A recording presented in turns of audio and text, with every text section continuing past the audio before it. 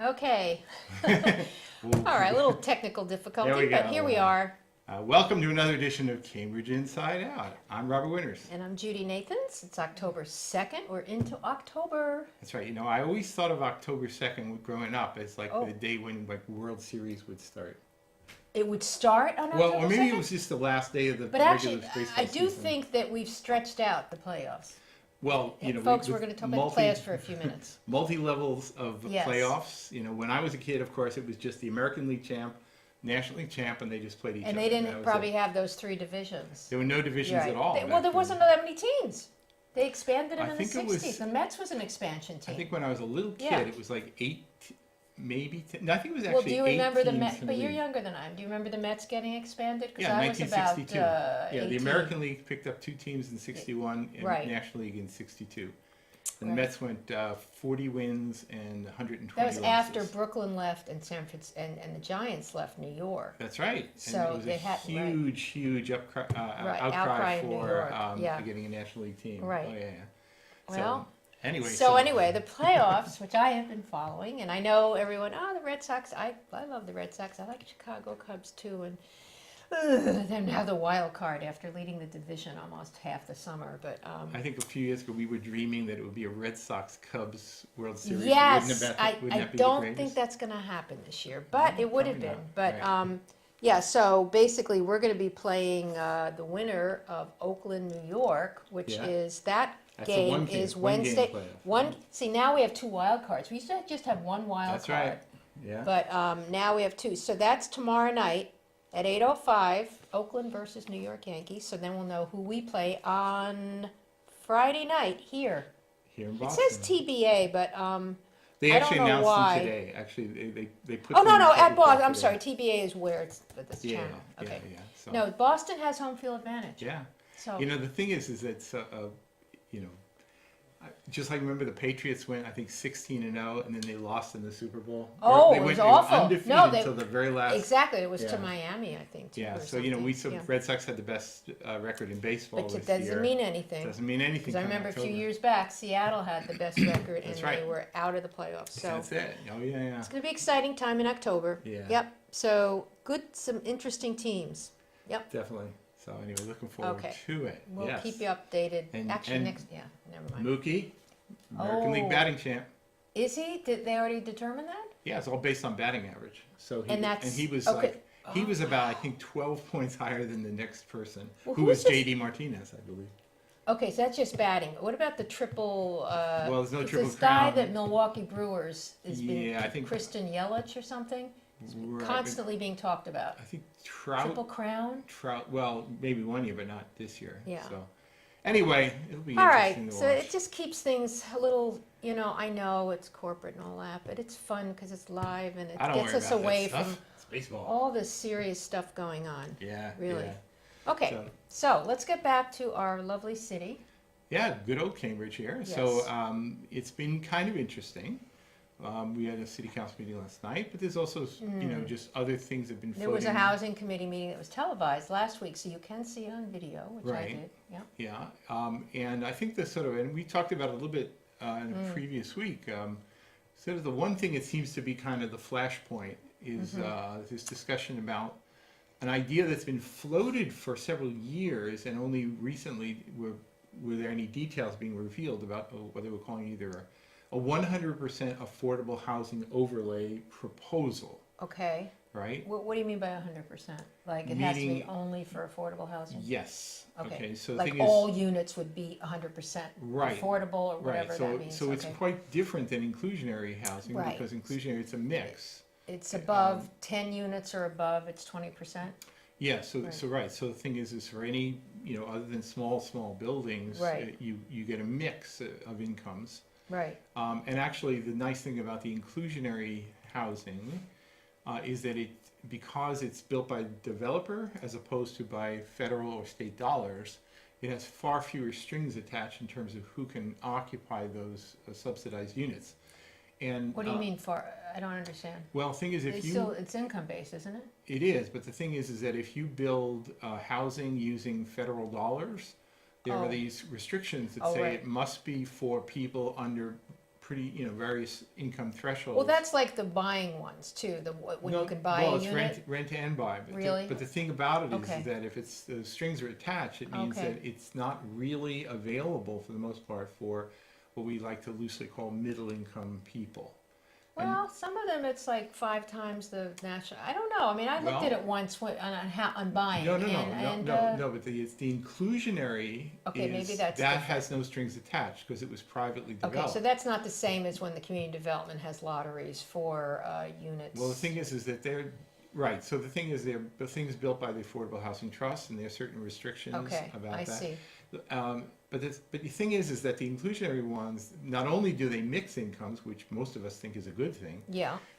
But the thing is that the city can sort of handle a lot of the middle income demand that is not met through the government subsidized housing. Okay. Right. So so most of us actually pretty much bigger and better fans for various inclusionary schemes. But the thing is that this so-called 100% affordable program here, I mean, the city council, there was an order, I think maybe 3 or 4 years ago, asking to do this. There were other ones calling for building on all the parking lots in Central Square of 100% affordable.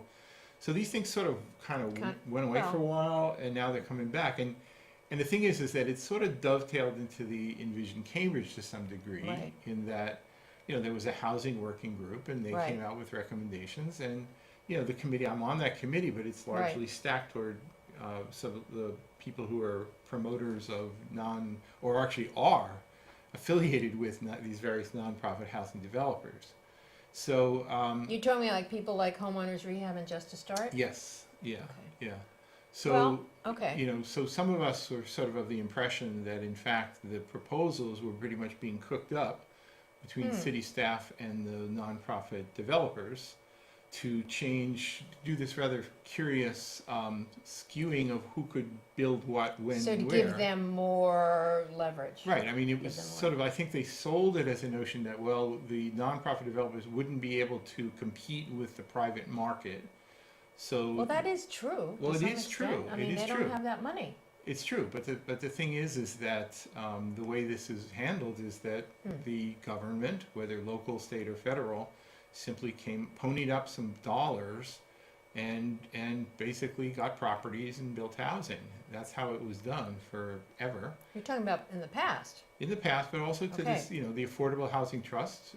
Right, but I'm just saying, but in the past, the federal government was much more involved than they are now. Right, so the building of large-scale housing projects, as people often would call them, were largely federal funds. Right, but then they became smaller, I forget the term, smaller, like scattered site things that housing, we have some in Cambridge. And I think nowadays, most people would probably agree that the best ultimate outcome would be to have economically integrated areas, so that you would have and individual buildings as well. So wasn't 808 Memorial Drive Yeah. an example of mixed income? It was that mixed, like right. So and that then was that not expired, and then what happened to that building? Well, the thing is that a big priority with the Affordable Housing Trust has been using the available dollars, which is to try to save those buildings. Yeah, and that's largely funded through the money comes out of the Community Preservation Act surcharge.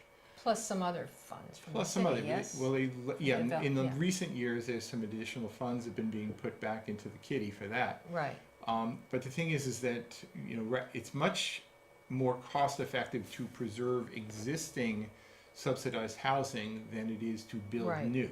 Well, in fact, also space-wise, I mean, it's really hard to find the space. So I mean, they often will quote figures between $400,000 and $500,000 per housing unit to build. What? Well, that's what they say. I mean, it's I haven't heard that high. Really? Oh, Are you talking about for market rate or for affordable or build whatever? a housing unit, yeah. And to so, just right. So if you're going to basically set aside a subsidized unit, to house one family, you need at least 2 bedrooms, maybe like 3. $500,000. So.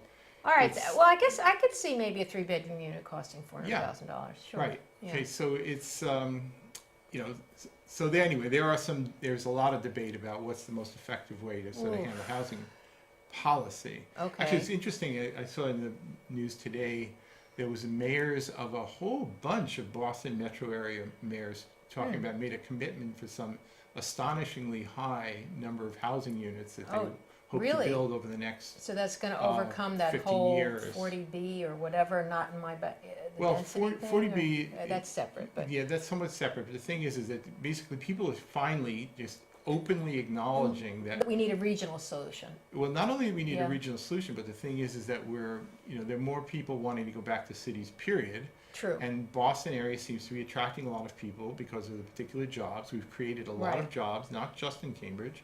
Certainly Cambridge has produced Right. more jobs. And the people who work jobs want to have They want to be places near- to live.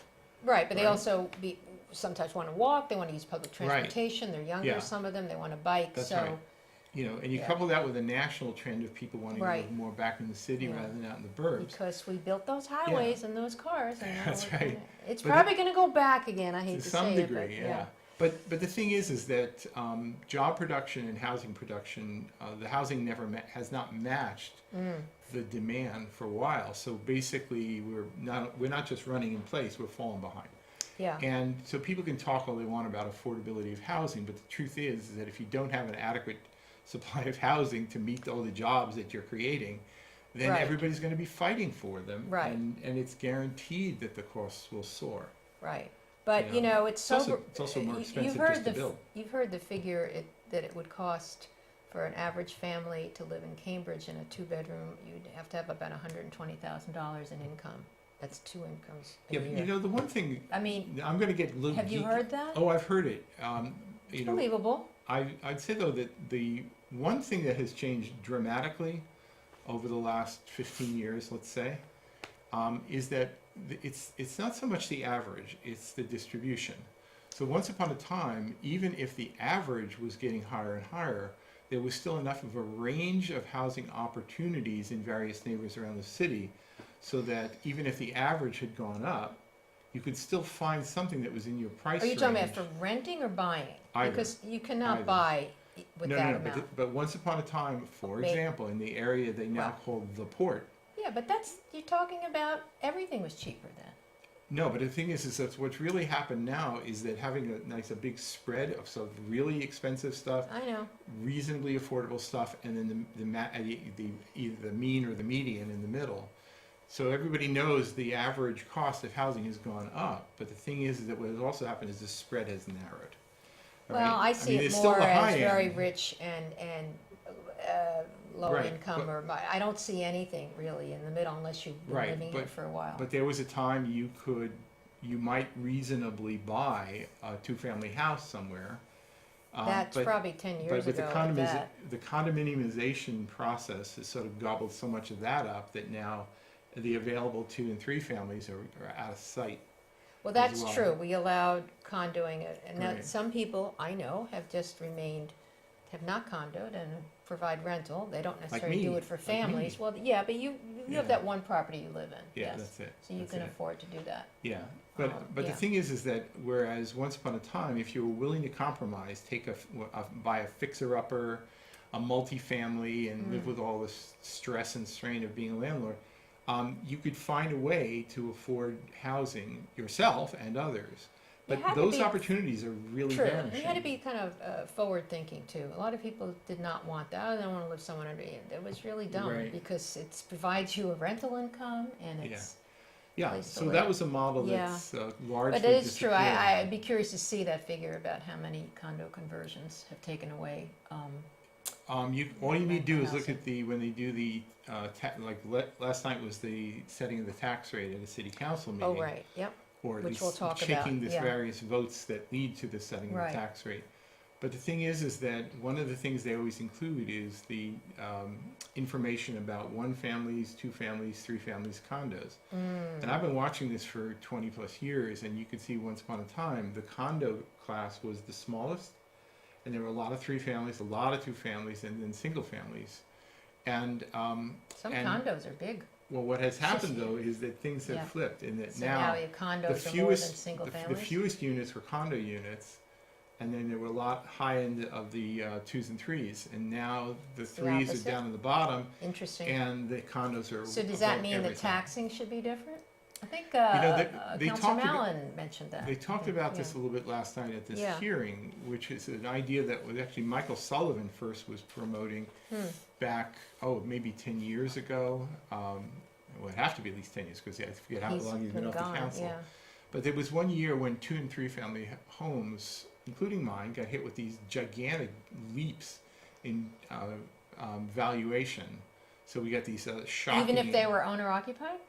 Yeah, yeah.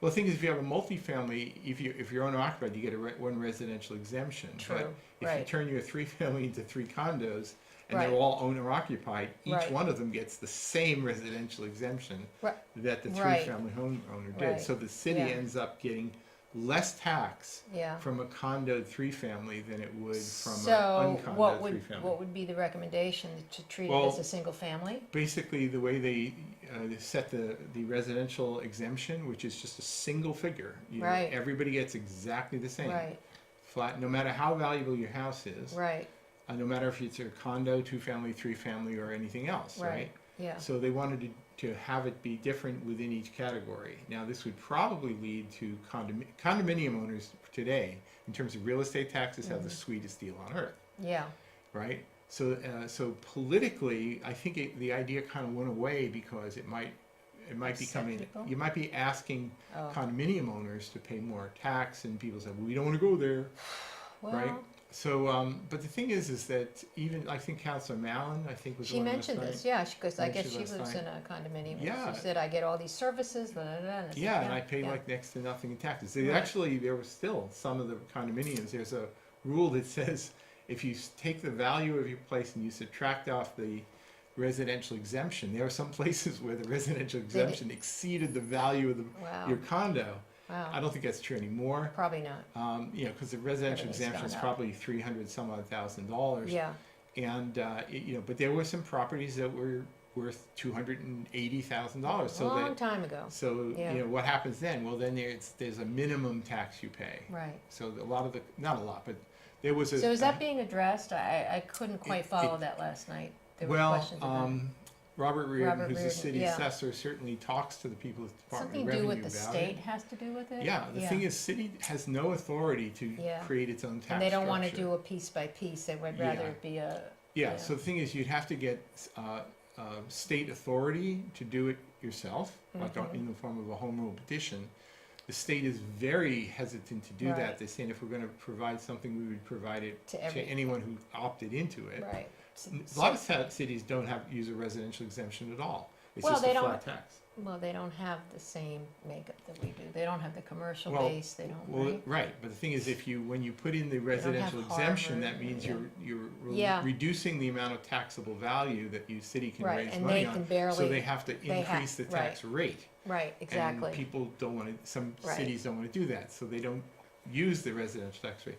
And honestly, if you were living in a city that was almost entirely residential, it wouldn't make any difference, right? What do you mean? It wouldn't make any difference because ultimately the tax levy is the only thing that matters. Right. And if your city or town was going to raise, $100 million, then they just sort of took money off the top of the valuation for everybody. Yeah. They would just have to Well, increase who was the it? rate. Was it David Kale that lives in Belmont?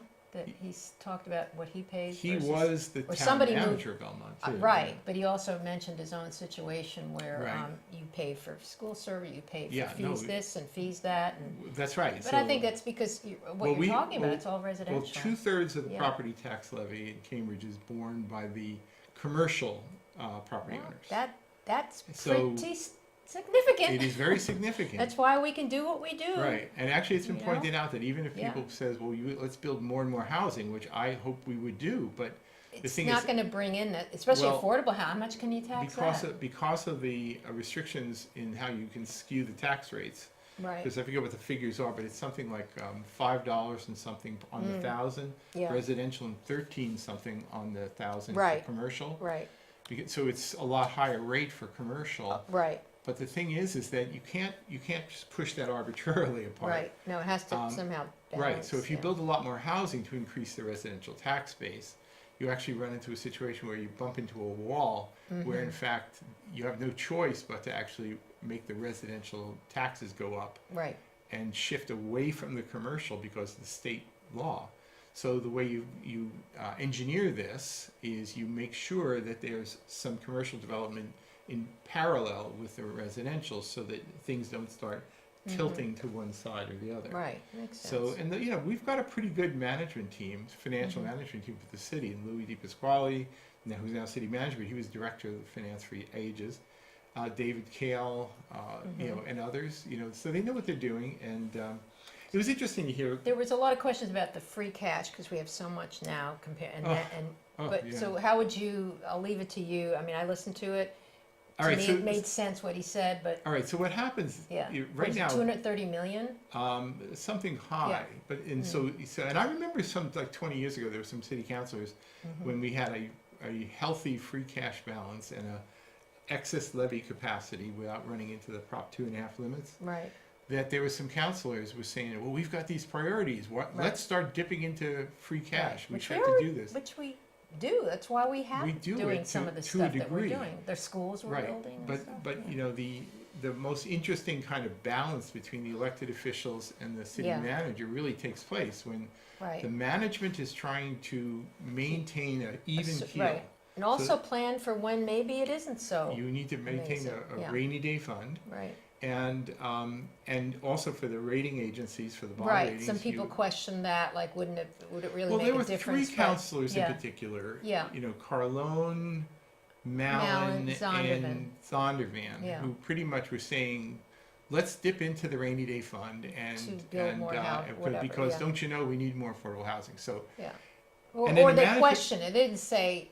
Right. So why can't we? But it took the city staff to say, you realize we're spending more than anybody else. And then they started mentioning some of the projects that they're doing. I guess they are doing a firehouse redo. And they're doing firehouse restorations and things, right? So I actually have a lot of confidence in the way the management is looking at this.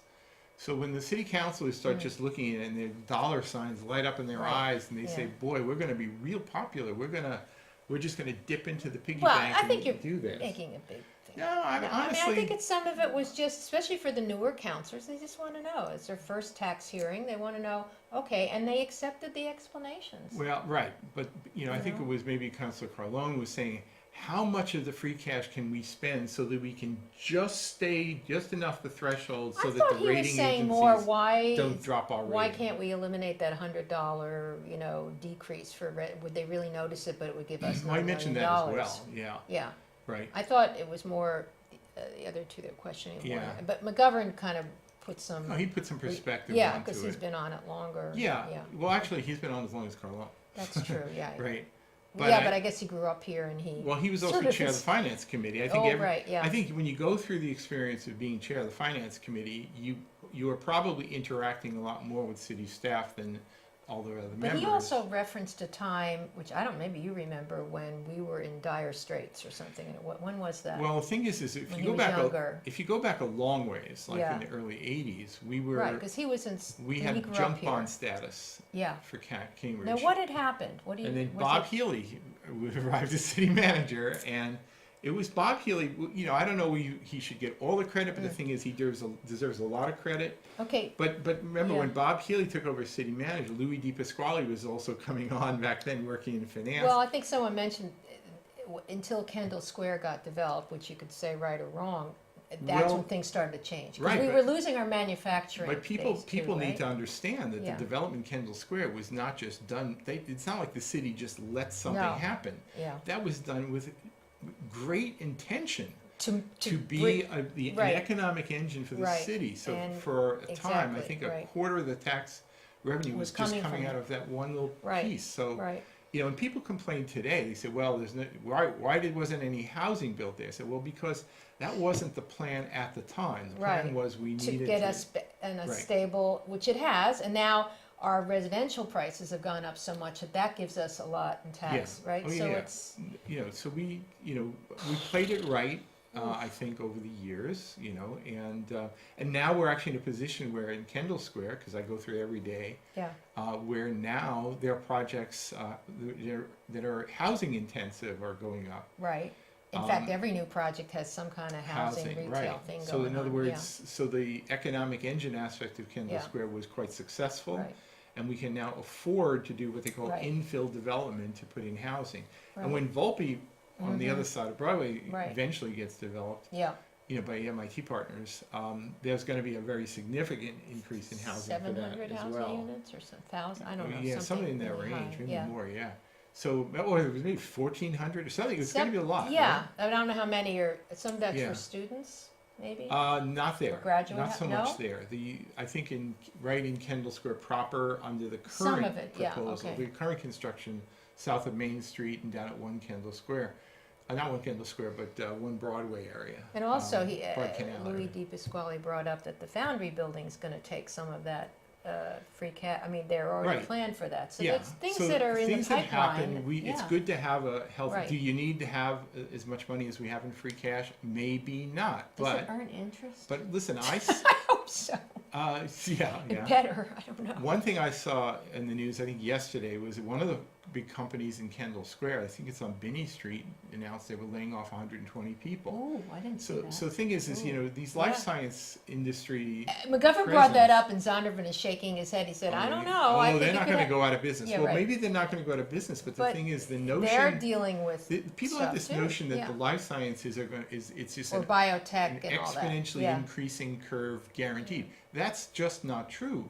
I think it's healthy, but Mm-hmm. Yeah. it's not a guarantee. We're not Right. going to cave in like Detroit one day, but No. the notion that it's like, golden times Right. all the times is just Right. fiction. Right. So you Lots need a of rainy day changes. fund. That's It's right. really Well, that that's good. simple. So anyway, I think they took all the necessary votes. There was no surprises Right. last night. Everybody agreed with it. Yeah. So anyway, so we got that. Okay, So we'll talk a bit about We'll- other stuff. we'll be back in another few minutes All on right. Cambridge Inside Out. See you.